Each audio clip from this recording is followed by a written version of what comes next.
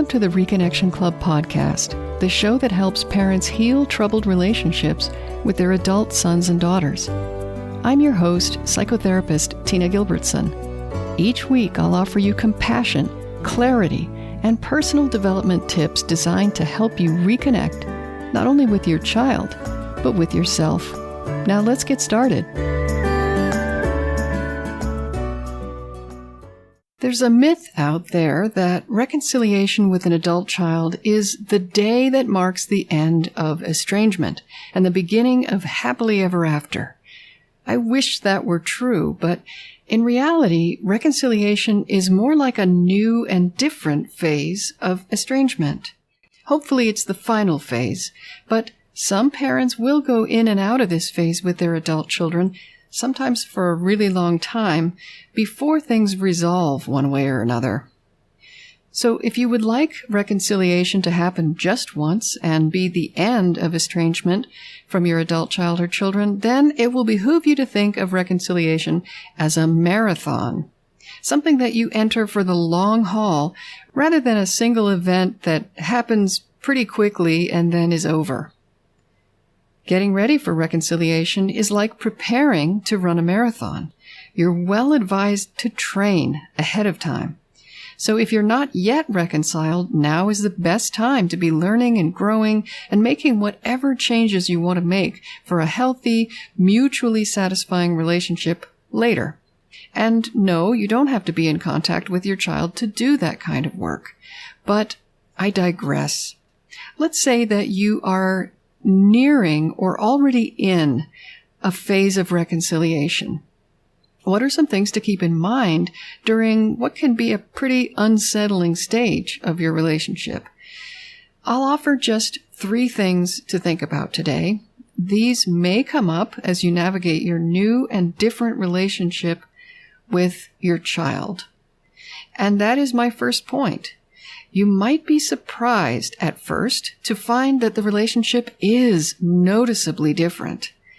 You might not feel totally comfortable around your child. Your relationship has been affected by the fact of what happened between you, which was estrangement. It's not really possible to move forward as if that hadn't happened. That part of your relationship has to be incorporated into a new understanding of who you both are and how the relationship can be mutually satisfying in the future. It probably wasn't entirely mutually satisfying before the estrangement began. In most cases, that's what causes estrangement. Someone not only being not satisfied, but even feeling hurt by the old relationship dynamics to the point where they needed to retreat. Your new and improved relationship on the other side of reconciliation will therefore look and feel different to you and hopefully also to your child. For example, you may have a lot more awareness of the impact of your words and behavior than you used to. You may have a new appreciation for some of your child's sensitive spots that maybe shouldn't be poked unnecessarily. I talk about this awareness in episode 17, which was called Walking on Eggshells After Reconciliation. So that's number 1. Don't expect to feel totally comfortable right away. And don't worry that something is wrong if you don't feel comfortable. You're not supposed to be comfortable right away with something that's so different. Comfort grows over time as you get used to a new way of relating to your child and as you both have new experiences together inside this new and different paradigm. The second thing to keep in mind during the marathon that is estrangement is expect your child to test you. Now, testing is not childish, and it's not motivated by malice or trying to catch you out. We test when we're not sure what to expect, and we're not sure we can trust. Testing is natural in an unfamiliar situation, and in fact, you may end up doing some testing yourself. So if, say, your reconciliation was based on your sincere apologies for criticizing your child's partner, and you've pledged not to do that anymore. Well, You may find your child dangling what seem to be big, obvious openings that practically beg you to criticize her partner. These are tests of your intentions. Did you really mean it when you apologized? Will you be able to resist that same behavior in the future? Don't worry that you have to pass every single test with a score of 100% to keep things moving in a positive direction. But when you recognize that a test may have occurred and you're not sure that you passed it, it's important to acknowledge that. And by acknowledge that, I don't mean that you would use the word testing, because I don't think that would go over well. But you could immediately say something like, I'm so sorry for my critical words just now. That probably reminds you of the kinds of things I used to say about him all the time, and I really understand why that would bother you. I'm very sorry. And that brings us to point number 3. Be quick to apologize for any missteps, but try not to live in fear. You will make mistakes. But how you deal with those mistakes is often more important than whether you make them in the first place. Accountability and remorse count for a lot. They may be more important to your child than perfection. And they're also a really good example to set for your child. But try not to apologize every 5 minutes. I think too frequent apologies could indicate that you're not bothering to pay attention in the moment when you speak or act. Apologies are really valuable until they're used too much as a substitute for better behavior. Just do your best and try to get it right maybe 60% of the time, and then apologize when necessary. We've got resources on the Reconnection Club website to help you craft effective apologies, including a handy downloadable checklist that you can use every time.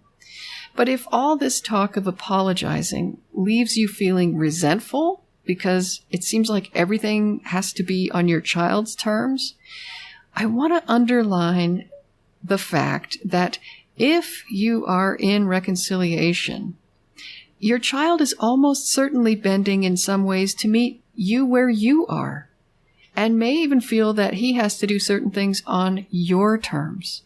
It really may not seem like it, but honestly, it's true. To make a troubled relationship succeed, it's often the case that each person has to give what feels like much more than 50%. So don't assume that you're the only one doing that, because chances are you're not. Again, even if it really seems like it, your child is just as likely to assume that you're not making the effort. It's all about perception, and perception is not always reality, especially in relationships. I know reconciliation can be a confusing and challenging time. It's good to educate yourself as best you can, but beyond that, try to hold the process loosely. Realize and accept that you won't feel comfortable right away. Expect your child to test your resolve when it comes to any changes you've pledged to make. You don't have to be perfect, just do your best and apologize sincerely when necessary. Chances are your child will be facing some of the same challenges you are in this wild and woolly reconciliation phase. Until next time, remember that you are a loving, lovable, and still growing human being. So please take good care of yourself. Bye for now. If you've enjoyed this episode of the Reconnection Club podcast, I invite you to check out reconnectionclub.com. The Reconnection Club is for parents at any stage of estrangement from their adult, child, or children. So whether you've just realized there's trouble between you, you've been living with estrangement for years, or you're newly reconciled but still walking on eggshells, the Reconnection Club is your essential resource for information, support, and continued personal growth. With our courses and workshops, expert interviews, monthly Q&A calls, and a friendly, active community, the Reconnection Club is a wonderful place to be for anyone suffering the pain of estrangement from an adult, child, or children. So check it out at reconnectionclub.com.